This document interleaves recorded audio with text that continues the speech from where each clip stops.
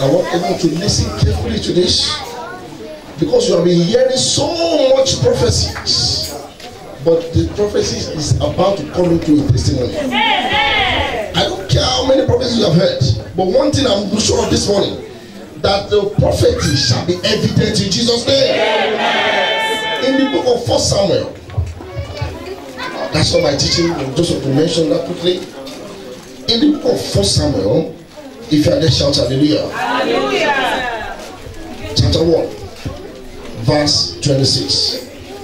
You all know the story of Anna very well. She waited and waited and waited for several years before she conceived a child. But when she conceived that child, look at what she said. There are many of us that have been waiting for certain miracles. We waited and waited and waited. Now, when will this thing come to pass? Look at what Anna said. The Bible says everything that is written in the Bible is for our own meaning. So as you learn from it today, it shall begin to work for you in Jesus' name. Amen. And Anna said, "Oh my Lord, as your soul liveth, my Lord." He was talking to Eli. He said, "I am the woman who stood by here praying to the Lord." He said, "I am the woman who stood at this spot praying to the Lord. And for this child I prayed, and the Lord granted me my petition." There's somebody in this meeting today. The particular thing that you have been praying for, this month of March, the Lord will grant you your petition. I say there's somebody here today. You have prayed and prayed and prayed and prayed and prayed.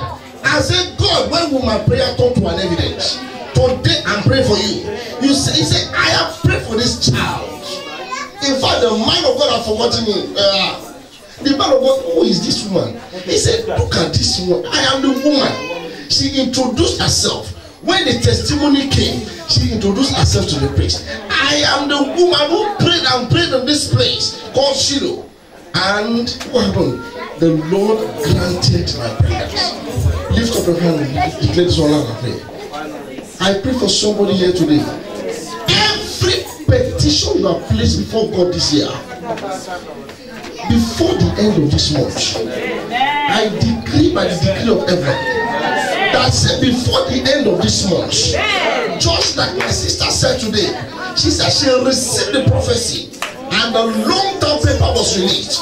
I decree by the decree of heaven that thing, that petition that you have been crying day and night, that when will this happen? And before the end of this month, they shall manifest by fire. I said they shall manifest by fire. They shall manifest by fire. In the name of Jesus. It's a serious matter this morning. The devil has finally lost the battle. Because if he has no power to kill you before now, he can't kill you anymore. Today is Mother's Day. If Jesus Christ, if Mary had been killed, they won't give back to Jesus. Today I want to talk on mothers with a difference. Mothers with a difference. Mothers, we're going to go back to that Anna's story later. Mothers with a difference. So men, don't believe you have this letter aside. At least the woman came back to visit me. I can't go for my mother. I said to you last week, she was around last 600 was her birthday. She came over from Africa to celebrate with me here with my family. It's a privilege. And for those of you who haven't got mother at the moment, the Lord will strengthen you. Amen. In the name of Jesus. Amen. My brother came around and she told me a story. He said, when I conceived you, there was a problem. My father was there. My mother was there. My father was nobody to reckon with. My mother was just as young as they are. They don't know what they were doing. But at that point, my mother's family rose up and said, "Listen, oh boy, you this man, you are a common policeman. You know Nigerian policeman, they don't have respect. Not like this police that one." He said, "You are a common policeman. How will this feed this man?" He said, "God, what do you do?" He said, "What is God? Was God there when you started the whole process?" I said, "God will do it." And they all gathered together, the whole family, and said, "This pregnancy must be aborted." When my father heard that, his heart was struck. The very first child he wanted to nurture in his life, but they were not married at that time. He said, "I don't want you to abort this pregnancy. My mother cried, but there was nothing she could do. She was just weeping and weeping and weeping and weeping. And the whole family has guided and said, this pregnancy, you have to go and abort it. Because this man is nothing enough to take care of my daughter. And I said, my brother begged and begged, no way out. And he made a U-turn. And he called the others family and said, Daddy, the elders of the family, you are free to go and abort this pregnancy. But let me tell you one thing. You know I'm a policeman. In the next 9 months, go and abort this pregnancy and keep it somewhere. That I will come back 9 months' time to take my child. That if you don't, if I didn't see the child, I will kill all of you here. And then I say, this boy don't turn mental. Let us keep the pregnancy. And this is me today. When there was nothing, thank you, mommy. There was nothing. They were living in a room, there was no way out. But my mommy did something. My daddy told my mom, he said, Madam, I had nothing today, but I have a great future. Just hold on to my shirt like this. We will run the race together, and people that are mocking us today, they will celebrate us. We entered my grandfather before he died. When he clocked 70, we were together in a meeting, and now I said, Daddy, I know the one that have gathered together already. I said, I was not there when we had the meeting that time. But thank God I am now old, I can now speak. That the pregnancy you commanded to go and be abort is not the one standing to address people here. And that is why what I want to talk about mothers with the difference. My mom stood by my dad when there was nothing. I don't count the number of nations they are flew into now. We are 6 in a family, all of us. They were plenty. One is in South Africa, one is in Ghana, one is in America. I'm here, one is in Nigeria, and 2 in Nigeria. My mother made and my parents they made a point of duty that every year you must see these children. They will fly to America. They are both in London now. They will go to America next in June. My mom's birthday is in March, and my dad's birthday is in June. So they will go to America to celebrate my sister over there. What am I talking about?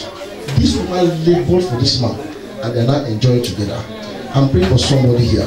Any power that want to reap the fruit of your own labor, they shall die by fire. In the name of Jesus. So there are some mothers and there are some mothers. My wife normally says something that you do so harsh, but it's real.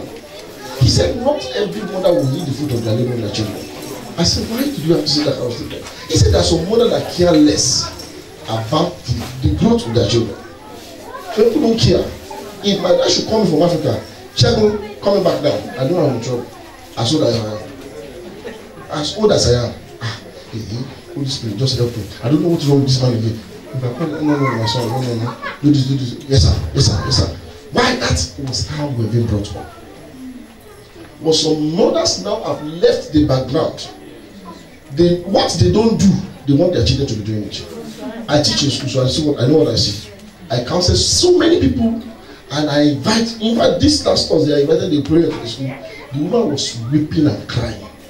I said, under your nose, your 13-year-old daughter have been doing things outside that you don't know. Under your nose.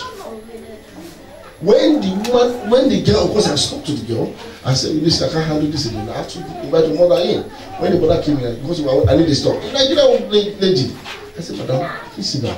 What did I say? I called my head, please sit down. Look at this girl. This is how far she's gone. The mother couldn't do it. Why? She cared less and focused on job. It's just jumping.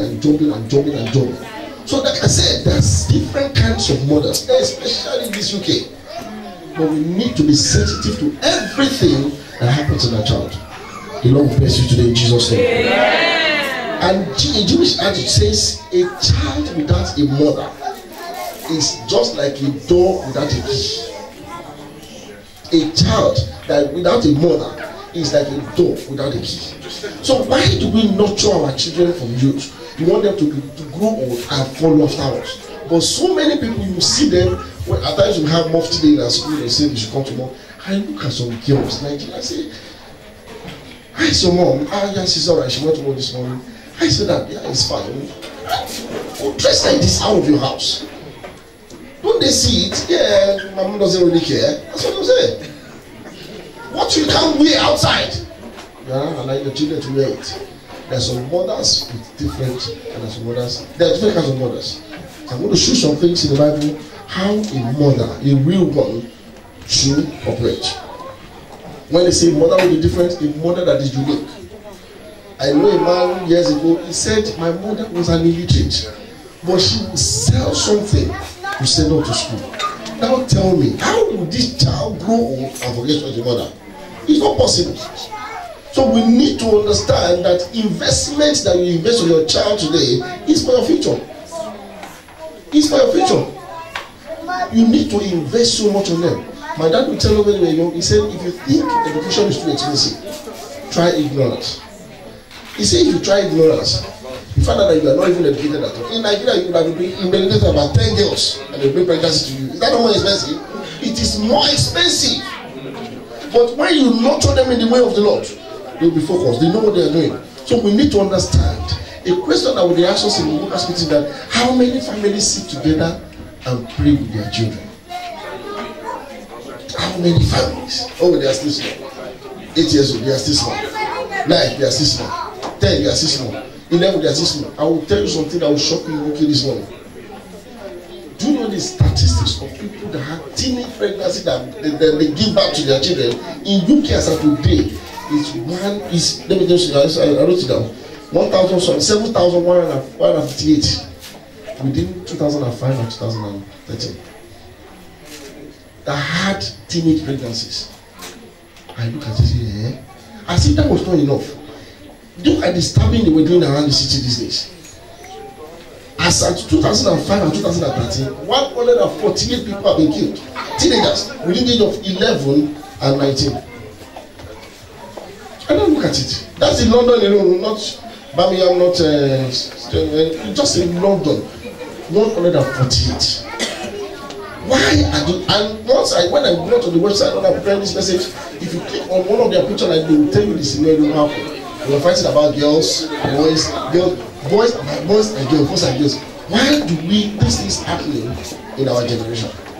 A mother has a job to play, especially if you have a little girl. Girls need more in their houses, in their schools, than what you see in the house. They might paint their face as the best in the house, but in school they are totally different. This girl that I called the mother last week, what did she do that brought my attention? She came into school in the morning and saw a boy. When she hugged the boy, there was no crime in that as far as UK is concerned. Okay, there's no crime in that. Hugged the boy and kissed the boy. That was what brought my attention. I said, there's fire on the mountain. Will your mommy stand here and you will not kiss? He said, this is how African guys are. I said, yes, I'm an African, I'm not denying that fact. I might be in UK, but I still am an African. In my class, I tell them point blank, you see, outside this class is London, this is Nigeria. You follow my rule, that's what I want, I don't care. One thing I want to do, I will be strict within myself, I will stay within my jurisdiction, and please don't cross my boundary. These girls at 17, 18, they will learn you to do some things. But if you don't take care of them, look at them. They meet with Jamaica, they meet all kind of people, and they can't feel something is wrong. And I said, have you told your mommy about this? But yeah, mommy knows him. Mommy knows him. You say, if your mommy knows him, what's my own business then? It's true. If your mommy, I'm being bitter within my spirit that a 13-year-old guy is kissing a boy on the street. And if your mom be happy, mommy will not be happy. But did you tell your mom about this boy? Yeah, mommy knows him. Then I just kept quiet. Some girls on boys will be riding a bicycle on the street around 9 p.m. What are they doing? You parents, you know that when you leave work, you come back straight home. What can you be wondering about in the street? That is why I've never seen any child. Look at the history. The ones I killed when I was looking at the people that are killed, they were not killed in their houses. They were killed on the street. What were they doing night time on the street? I'm now 16 years old, mom. It's time to sleep over in my friend's house. There is that friend. You can't tell me. When I finish my NYSC in Nigeria, you can't tell you that they are going to girlfriend. He will kill you. He will kill you. That's the reality. After youth service, that day, okay, my friend, that day, I think, no. So, don't mention that. Don't go there at all. After mass, they will talk without all. It's not that they are wicked. They want a better future for you. If my life has been messed up, you won't come and visit me. If I'm in the mental home, probably with drugs and everything, will he come to UK and say, I want to come and see my son? It's not possible. We will eat the fruit of our labor over our children in Jesus' name. There are 4 kinds of mother that I want to mention this morning. Number 1, protective mother. Protective mothers. Protective mothers. We're going to be short because we need to pray. We've got a couple of things to do today. Protective mothers. Every mother should be able to protect their child. How? Guide them with the way of the Lord. If you are doing the right thing in the presence of your daughter or your son, you will never do the wrong thing outside. But mommy will not like it. I like one thing about the children of this nation. They don't like. They will tell you point blank. Why did you have to do that? Because my mommy did it. They will tell you point blank. My mommy did it. A mother should be able to protect their child in all circumstances. Let's open to Exodus chapter 1. Exodus chapter 1. Exodus chapter 1. Verse 8 and 9. Exodus chapter 1. Verse 8 and 9. The Bible says, now arose a new king over Egypt. Exodus chapter 1. Verse 8 and 9. Who did not know Joseph. And he said to his people, look at the children of Israel. They are more and mightier than us. Come. I said, let us deal with them seriously, lest they will multiply and it happen. And in the event of war, they will join our enemies and fight against us. So they go up out of their hands. These are the children of Israel. They were multiplying daily. They were multiplying. They were doing well in the city. As a slave, they are still doing well. But the king said they should deal with them. Look at what happened in verse 10. In verse 11, it said, therefore, let them set a taskmaster over them to afflict them. And pray for somebody here today. Any taskmaster that has been assigned to afflict you and your family, they shall die by fire. In the name of Jesus. He said, and give them with their burdens, and they built for Pharaoh surprise cities, Panchon and Ramesses. Go to verse 16. The king commanded them to keep all the male child in the city. In verse 16. And he said, he said to them, when you do the duty of a midwife, he was telling the midwife, for the Hebrew women, and see them on the breast too. If it is a son, then you shall kill him. But if it's a daughter, he shall live. It was this when the decree had been released. That was when Moses was born. What did the mother do? If you go to verse 2, chapter 2, it said, Bible said in Exodus chapter 2, and a man of the house of Levi went and took as a wife the daughter of Levi, and he conceived and bore a son. You know what the Lord says, when they bear a son, what should they do? They should kill. Bear a son, and when she saw that she was a beautiful child, she hid him for 3 months. She protected the child from danger. She didn't announce the child to danger. Many mothers are exposing their children to intensive dangers. You need to caution the way you relate with people outside about your children. Don't just say, oh, this is UK. You say, when you are talking about it, begin to pray seriously for your child. The Bible says, he that dwelleth in the secret place of the Most High shall abide under the shadow of the Almighty. The question today is, are you pushing your children to the secret place of the Most High? The Bible says, when the enemy come like a flood, the Spirit of the Lord will raise a standard against them. Are you imparting the Spirit of the Lord upon them? That was a testimony of a teenager I had years back. It was one of the events in Excel. We were having a youth program, and this boy, the only message the boy heard in the church that day, before that day, was the blood of Jesus. The power in the blood of Jesus. The power in the blood of Jesus. And suddenly, it was in the midst of his friends, and they wanted to stab him. He didn't remember the mother's name. He didn't remember the father's name. But he remembered that message. And the only thing he could shout when they raised up the knife to stab him like this in the midst of the friends was that the blood of Jesus. And the guy that held on to the wife couldn't bring down the knife. The knife was just held on like this. Why? Because the blood of Jesus has arrested the hand. The question I want to say is, if this boy has not heard such a message before that time, that is how we have been counted as those who have been deleted from this world. I'm praying for you today. The Lord Almighty will protect your children. In the name of Jesus. So as a mother, you need to learn how to protect your child. Don't spoil them. I'm not saying spoiling.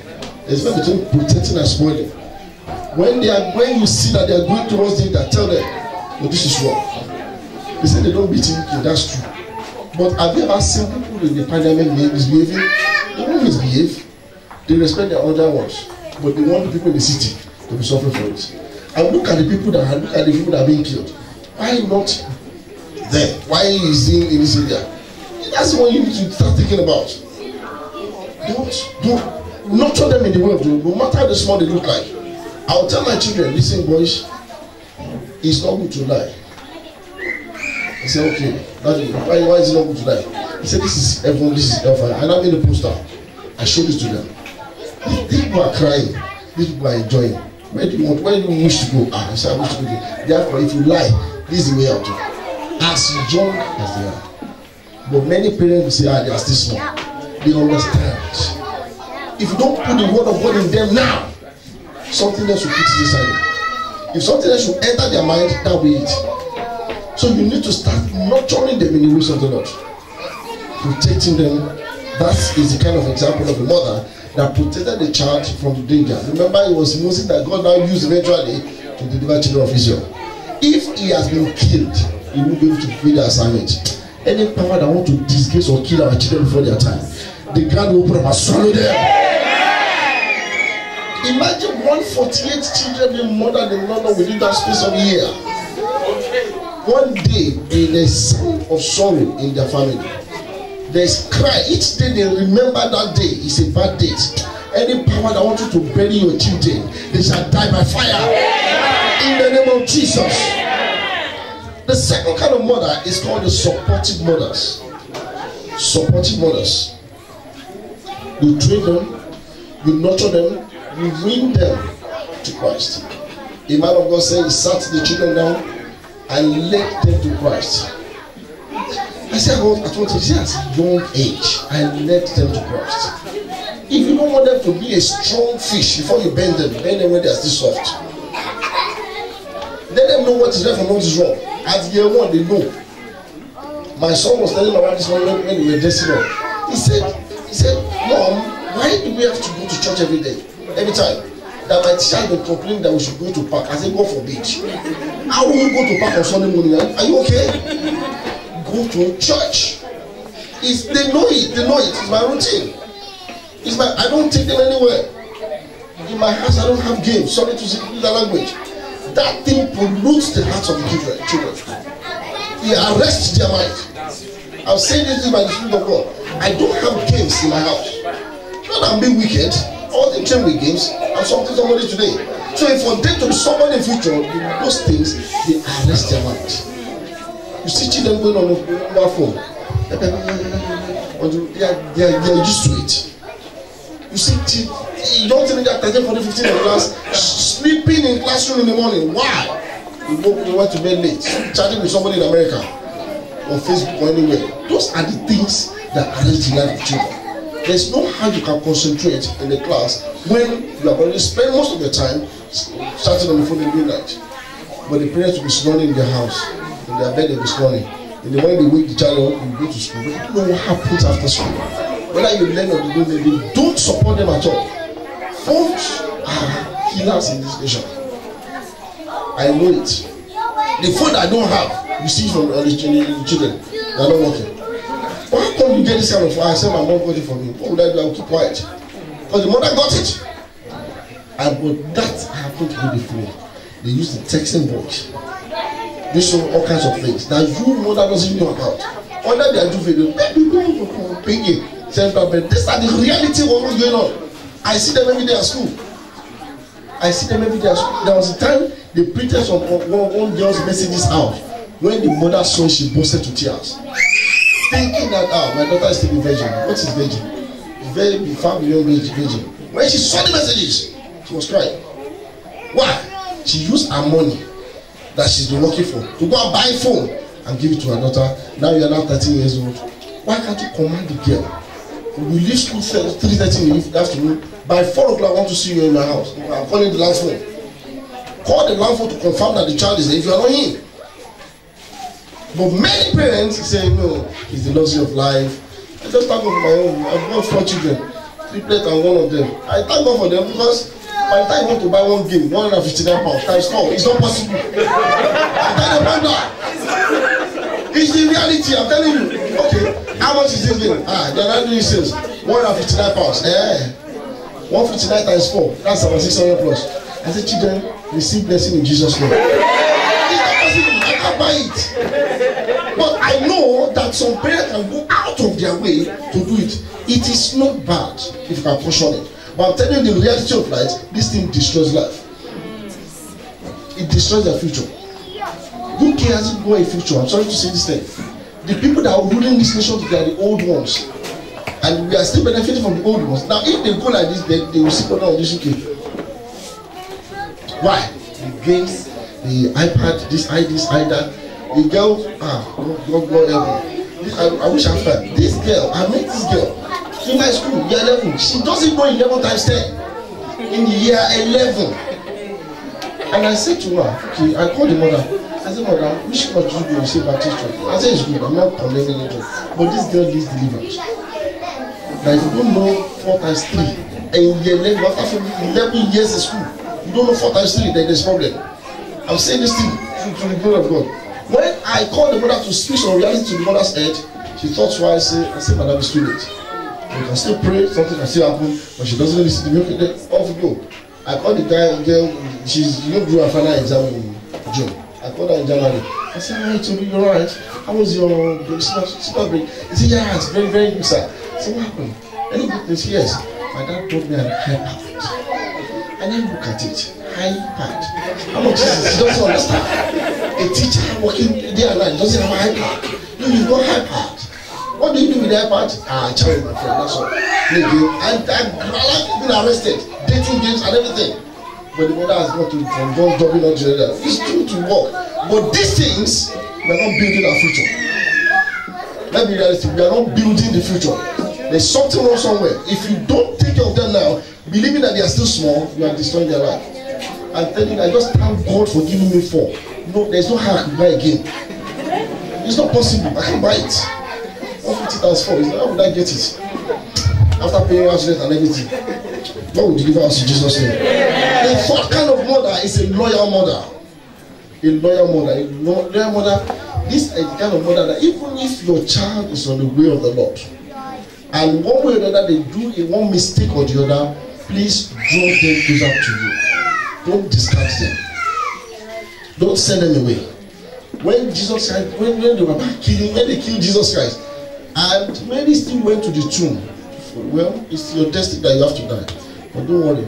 She stood by the child until even after death. So every mother, every child has the tendency of making a mistake. But when they make mistakes, every mother should be to correct them. That's been a loyal mother.